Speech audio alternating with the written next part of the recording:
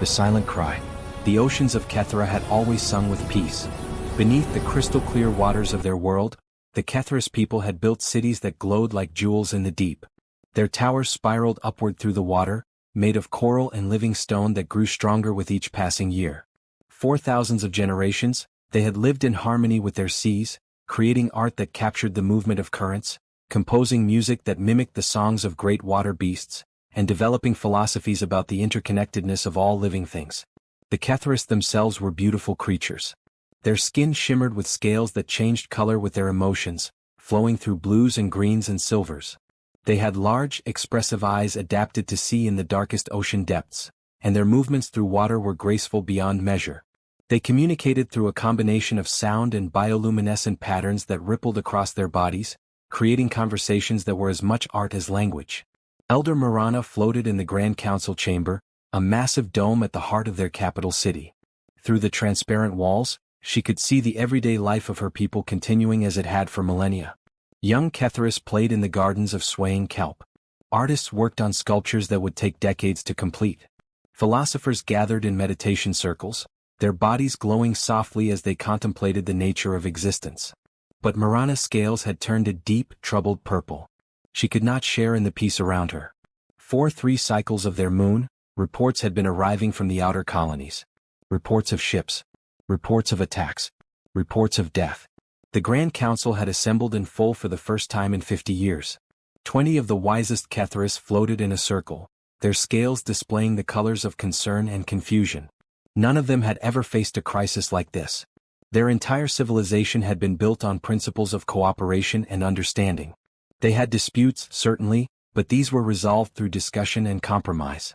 The concept of organized violence, of one species attacking another without provocation or explanation, was almost incomprehensible to them. Counselor Thane spoke first, his patterns flashing urgently. The colony at Deepwater Station is gone. All 17,000 inhabitants. The attacking vessels gave no warning. They simply fired upon the habitat domes until nothing remained but debris.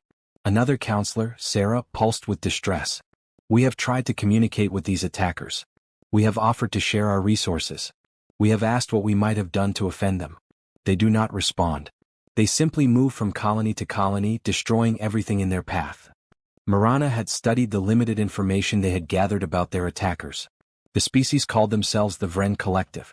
They were an empire that had emerged from a resource-poor region of space, and they had learned to survive by taking what they needed from others. They were efficient, ruthless, and completely without mercy.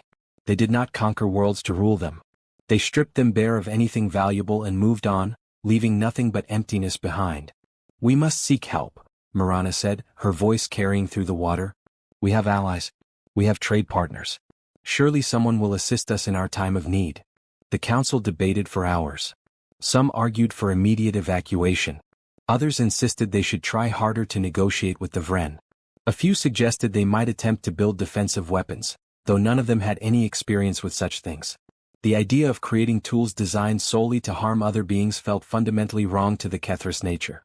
Finally, as the light from their sun filtered down through the ocean above, turning the water golden, they reached a decision. They would send distress signals to all their trading partners and allies. They would explain their situation and request assistance. Specifically, they would ask for medical supplies, evacuation vessels, and perhaps some kind of defensive technology that could protect their remaining colonies while they worked toward a peaceful resolution. The message was composed carefully. The Katheris explained their peaceful nature, described the attacks they had suffered, and made it clear they sought humanitarian aid rather than military intervention. They sent the message to 17 different species, including a relatively young civilization they had been trading with for the past 30 years. The humans. The Katheris had first encountered humanity when a human exploration vessel had detected their radio signals and followed them to their source. The meeting had been cordial. The humans were strange creatures, soft-bodied and fragile compared to most spacefaring species. They required complex suits to survive in the Katheris underwater cities, and they moved awkwardly through the water despite their best efforts. But the humans had been genuinely interested in Katheris culture. They had marveled at the art, studied the philosophy, and established trade agreements for Katheris medical compounds, which turned out to have remarkable applications for human medicine. In return, the humans had provided advanced manufacturing technology and introduced the Katheris to several other species in their trading network. The relationship had always been friendly but distant. The humans seemed perpetually busy with their own affairs, always building, always expanding, always moving forward with an energy that the contemplative Katheris found somewhat exhausting. But they had been reliable trading partners and pleasant enough company during cultural exchanges. Days passed after the messages were sent. Some responses came quickly. The Torvaldi offered sympathy but explained they were too far away to provide meaningful assistance. The Quellans sent a small medical frigate with supplies, though they admitted they had no military capabilities to offer. Other species sent similar messages, variations on the theme of, "We wish we could help more." The human response was simply, "Acknowledged. Assessing situation." That was all. 2 words. No timeline. No promise of help. Just acknowledgement that they had received the message. Marana tried not to let despair overtake her. Perhaps the humans were too far away. Perhaps they were dealing with their own crisis. Perhaps they simply could not spare the resources. She had heard that humans could be compassionate, but she had also heard they were practical. They might calculate that helping the Katheris was not worth the cost. Meanwhile, the Vren continued their advance. 2 more colonies fell. Then 3. The attackers were moving faster now, as if they sensed that time was limited, that someone might eventually come to challenge them. Their black ships cut through space like knives, and wherever they went they left only silence. The Vren finally reached the outskirts of the Katheris system itself. Their fleet was massive, over 200 vessels of various sizes. They did not bother with stealth. They did not attempt diplomacy. They simply began their approach toward the homeworld, where 4 billion Katheris lived and worked and loved and dreamed, completely unprepared for the violence that was coming for them. Marana stood in the Grand Council chamber, watching the tracking displays that showed the Vren fleet drawing closer. Around her, the other counselors had fallen silent. There was nothing left to say. They had tried everything they could think of. They had pleaded. They had offered everything they had. They had called for help. And help had not come. "We should begin evacuating the young ones," Counselor Thane said quietly. "At least we can save some of our children." Marana nodded slowly, her scales fading to a dull gray of resignation. "Yes. Contact all the transport vessels we have. Begin moving children to the deep shelters. Perhaps some will survive long enough for..." She stopped. Every display in the chamber had suddenly changed. The tracking systems were showing something impossible. At the very edge of the Katheris system, space itself was tearing open. The Katheris had never developed faster-than-light travel on their own. They used technology purchased from other species, and they understood the basic principles. FTL travel created small distortions in space when ships entered or exited, tiny ripples that dissipated quickly. What was appearing at the edge of their system was not a ripple. It was a wound. Space was splitting open across a massive area, wider than their entire homeworld. And through that wound, something was emerging. Ships. Hundreds of ships. Vessels of steel and fire, each one bristling with weapons and armor. They came through in perfect formation, organized with a precision that spoke of countless hours of training and preparation. And at the center of this armada, 6 massive ships that dwarfed everything around them. Marana's scales flashed through a dozen colors in rapid succession, unable to settle on any single emotion. Fear. Confusion. Hope. Disbelief. "Identify those vessels," she commanded. The technician's patterns flickered with shock. "Elder Marana, the identification codes are registering as human. But this cannot be correct. This fleet size, this level of military capability, we had no idea the humans possessed anything like this." One of the massive central ships was broadcasting on all frequencies. A face appeared on the displays throughout the council chamber. A human face. Female, with dark skin and eyes that seemed to look directly into Marana's soul despite the vast distance between them. "People of Kathera," the human woman said, her voice steady and calm. "This is Fleet Admiral Sarah Okafor of the United Human Space Command. We received your distress call. We are here to provide assistance." Marana found her voice, though her patterns flickered with confusion. "Admiral Okafor, we are grateful for any help you can provide, but we requested medical supplies and evacuation vessels. This appears to be a military fleet." The human admiral smiled. It was not a warm smile. It was the smile of a predator that had just spotted its prey. "Elder Marana, you requested assistance. You are our friends. You are our trading partners. For 30 years, you have welcomed our people and shared your knowledge and your culture with us. And now someone is trying to kill you." She leaned forward slightly and her eyes hardened. "We brought exactly what you need. We brought an answer."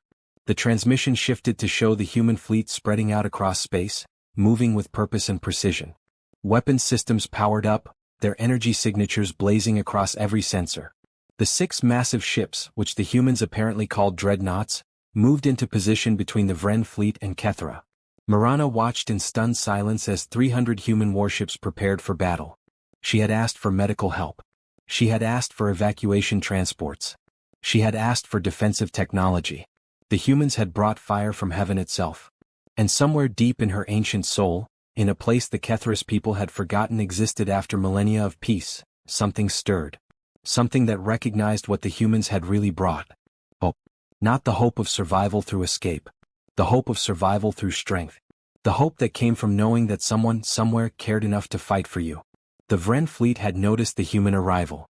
They were changing course, moving to intercept. 200 Vren warships against 300 human vessels. The number seemed almost even. But Marana looked at Admiral Okafor's face on the display, at that calm, confident expression, and she realized something. The humans had not brought 300 ships because they needed 300 ships. They had brought 300 ships because they wanted to be absolutely certain that not a single Vren vessel would escape to threaten the Katheris ever again. The battle was about to begin. Heaven's answer. Admiral Sarah Okafor stood on the bridge of the UHSC Unbroken Promise, her hands clasped behind her back as she watched the tactical displays update in real time. Around her, the command crew worked with practiced efficiency, their voices calm and professional despite the magnitude of what was about to happen. 300 human warships spreading across space in a defensive formation that had been perfected through decades of training and, unfortunately, through actual combat experience that most species in the galaxy had never needed to acquire. The Vren fleet was approaching fast, their black ships cutting through space with the confidence of predators who had never encountered serious resistance. Admiral Okafor had read the intelligence reports on the Vren collective. They were scavengers and bullies, species who had learned to prey on the peaceful and the unprepared. They had developed effective weapons and tactics for overwhelming defensive stations and lightly armed civilian vessels. They had conquered 43 colonies over the past century, and not once had they faced organized military opposition. That was about to change. Open a channel to Elder Marana, Okafor commanded. Direct link, my authorization. The Katheris leader appeared on her personal display, her scales still flickering with uncertainty and confusion. Okafor could see other Katheris moving in the background of the transmission, all of them watching with those large, expressive eyes that had evolved to see beauty in the darkest depths of their oceans. Elder Marana, Okafor began, keeping her voice gentle despite the urgency of the moment. I want to explain something to you before this begins. I know your people value understanding, and I want you to understand what is about to happen and why. Marana's patterns pulsed with attention. Please, Admiral. We are grateful for your presence, but we must confess we do not understand. We asked for medical assistance, for evacuation ships. We did not ask for war. Okafor nodded slowly. You didn't ask for war because your people don't think in those terms. You've built a beautiful civilization based on art and philosophy and cooperation. That's something humanity deeply respects about the Katheris. But Elder Marana, the Vren collective doesn't share those values. They don't want to negotiate. They don't want to understand you. They want to strip your worlds bare and leave you to die. She paused, choosing her next words carefully. 30 years ago, when we first met your people, we signed trade agreements. We exchanged goods and knowledge. But for humanity, those agreements meant something more. They meant you became our friends. And humanity has a very simple philosophy when it comes to our friends. What philosophy is that? Marana asked softly. Okafor's expression hardened. An attack on our friends is an attack on us. You didn't just trade with humanity, Elder Marana. You welcomed us into your cities. You showed our children your art. You shared your medical knowledge, which has saved countless human lives. You treated us with kindness and respect when you had no obligation to do so. And now someone is trying to kill you. She leaned forward, her eyes intense. So we didn't bring medical supplies, though those are coming on slower ships behind us. We didn't bring evacuation vessels, though we've prepared refugee facilities across a dozen human worlds if you need them. We brought what you actually need right now. We brought the means to ensure that the Vren never threaten you again. Before Marana could respond, the tactical officer called out.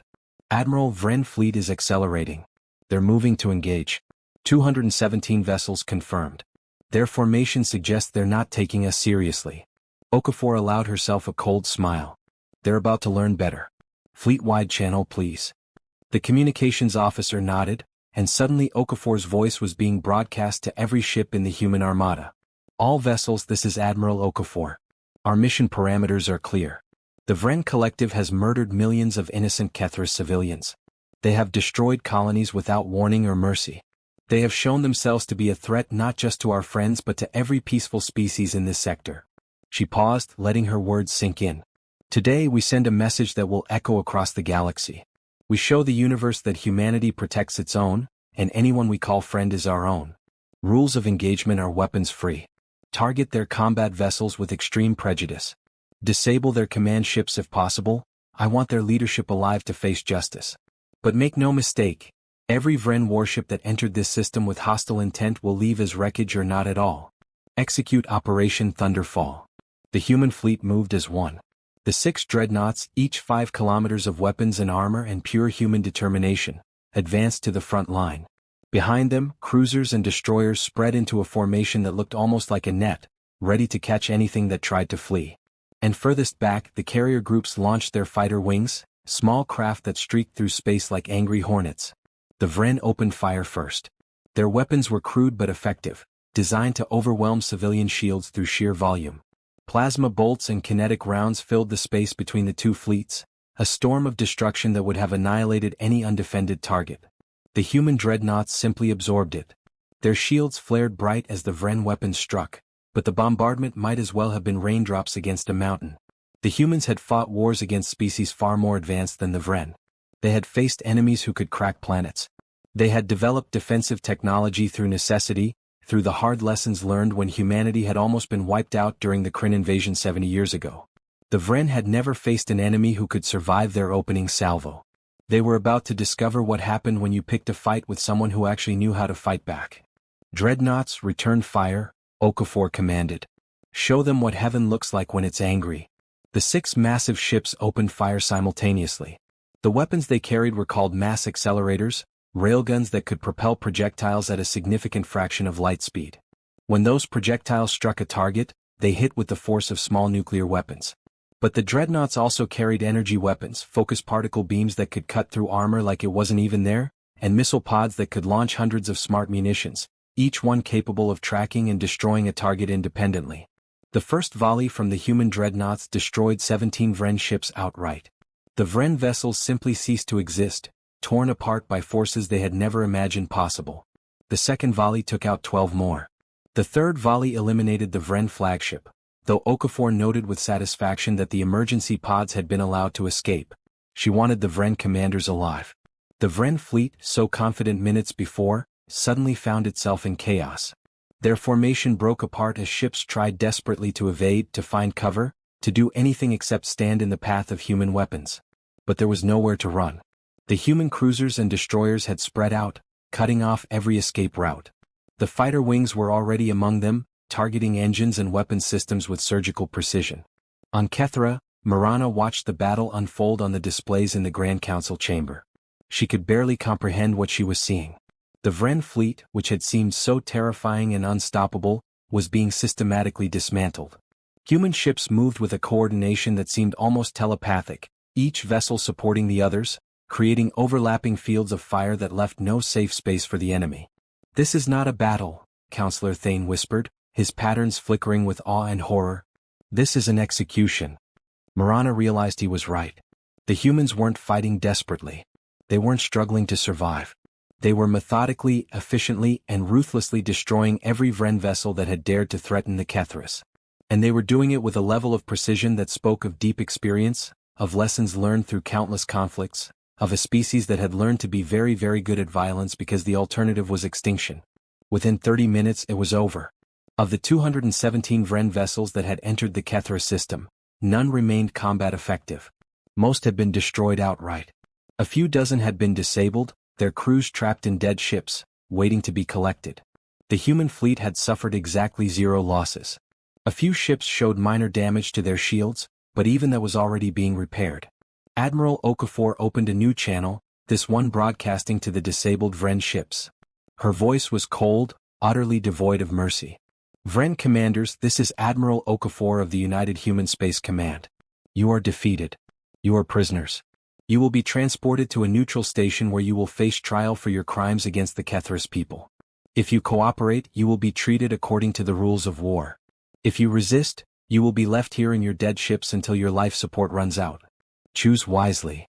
She closed that channel and opened another one to her fleet. All vessels, excellent work. Begin recovery operations for prisoners. Destroy any Vren ship that attempts to power weapons or engines. And somebody get me a connection to Vren High Command. We need to have a conversation about what happens next. It took 6 hours for the Human Intelligence Division to track down the location of the Vren Collective's home system and establish communication with their central government. When the channel finally opened, Okafor found herself looking at a council of Vren elders, their insectoid faces twitching with barely controlled rage and fear. I am Admiral Sarah Okafor, she began without preamble. Your fleet in the Kethra system has been destroyed. Every vessel. Every weapon. Your commanders are in custody and will face justice for their crimes. But I'm not here to gloat. I'm here to make sure we understand each other. The eldest Vren, his carapace scarred from centuries of life, clicked his mandibles angrily.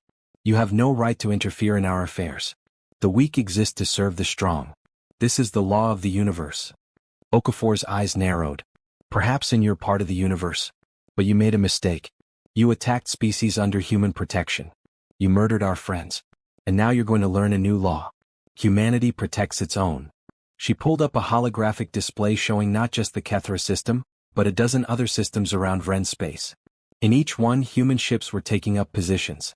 This is what happens next. Every species you've attacked in the past decade is now under official human protection. We're establishing monitoring stations throughout this sector. If any Vren vessel, military or civilian, approaches any of these protected systems, it will be disabled and impounded. If you attack any of them, we will consider it an act of war against humanity itself. You cannot dictate to us, the Vren elders snarled. We are a sovereign power. You're scavengers and bullies, Okafor corrected coldly. And your days of preying on the peaceful are over. You have two choices. You can accept these terms, reduce your military to defensive forces only, and rejoin the galactic community as a civilized species. Or you can refuse, and we will systematically dismantle every military installation you possess until you have no choice but to comply. She leaned forward. I really hope you choose the first option. Humanity doesn't want to destroy you. We'd much rather see you become something better than what you are. But make no mistake, if you force our hand, we will do what is necessary. We've fought wars you cannot imagine. We've faced extinction and survived. We've learned to be very, very good at breaking things when we need to. Do not test us.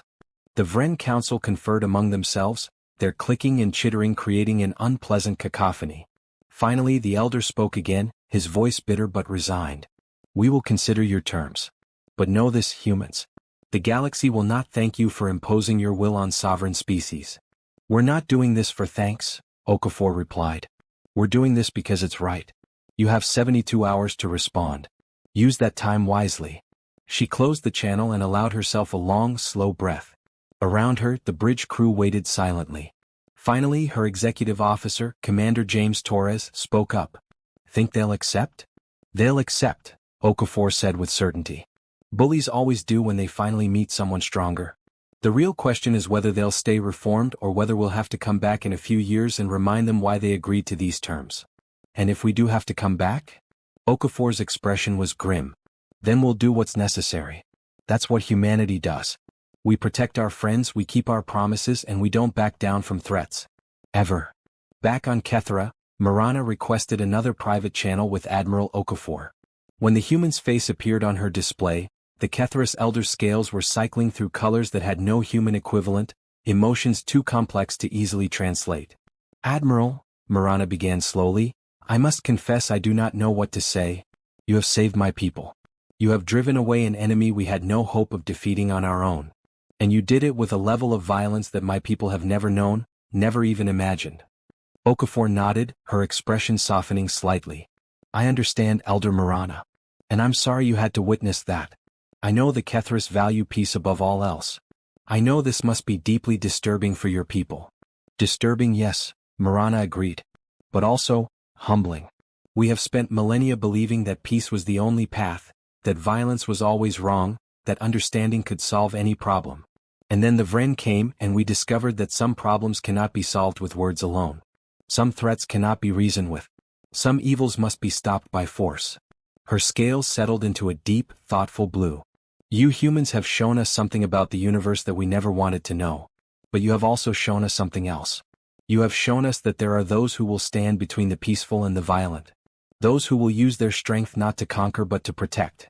Those who will fight so that others may live in peace. She paused, her large eyes meeting Okafor's through the display. Thank you, Admiral. Thank you for being the shield we did not know we needed. Thank you for considering us worthy of protection. Thank you for showing us that strength and compassion can coexist. Okafor felt something tighten in her chest. This was why humanity fought. Not for glory, not for conquest, not for resources. They fought so that species like the Katheris could continue to create their art, to develop their philosophies, to live in the peace they had built for themselves. You're welcome, Elder Marana, she said quietly. And know this, you're not just our trading partners anymore. You're not just our friends. As of today, the Katheris people are under the formal protection of the United Human Space Command. Anyone who threatens you threatens us. And we will always answer that threat. Always? Marana asked. Okafor smiled, and this time it was warm, genuine. Always. That's what humanity does. We keep our promises. We protect our friends. And we never, ever abandon those who need us. Over the following weeks, human ships remained in the Katheris system, helping to rebuild what the Vren had destroyed. Medical vessels arrived, along with construction ships and supply transports. Human engineers worked alongside Katheris architects to rebuild the damaged colonies. Human doctors shared trauma treatment techniques, helping the Katheris cope with the psychological wounds left by the attacks. And on quiet nights, when the human fleet was lit up against the darkness of space, young Katheris would swim to the surface of their oceans and look up at those lights. They would remember the day when violence had come to their world, and how other beings, strange soft creatures from a distant star, had traveled across the galaxy to stand between them and death.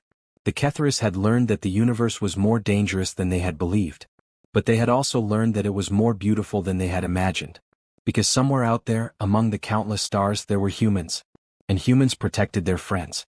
Always. Admiral Sarah Okafor stood on the observation deck of the Unbroken Promise, watching Katheris slowly rotate below. Behind her, Commander Torres approached quietly. Admiral, the Vren have officially accepted our terms. They're pulling back their forces and agreeing to the monitoring stations. It's over. Okafor nodded but didn't turn around. For now. There will be other threats. Other species who think they can prey on the peaceful. And when they appear, we'll be there. It's a big galaxy, Admiral. We can't protect everyone. Finally, Okafor turned to face him, and Torres saw something in her eyes that made him understand why she had risen to command the fleet. It wasn't just skill or intelligence. It was absolute, unshakable conviction. Maybe not everyone, she said. But we can protect our friends. And we will. Because that's what makes us human. That's what makes us different from species like the Vren. We don't conquer. We don't exploit. We stand between the darkness and the light.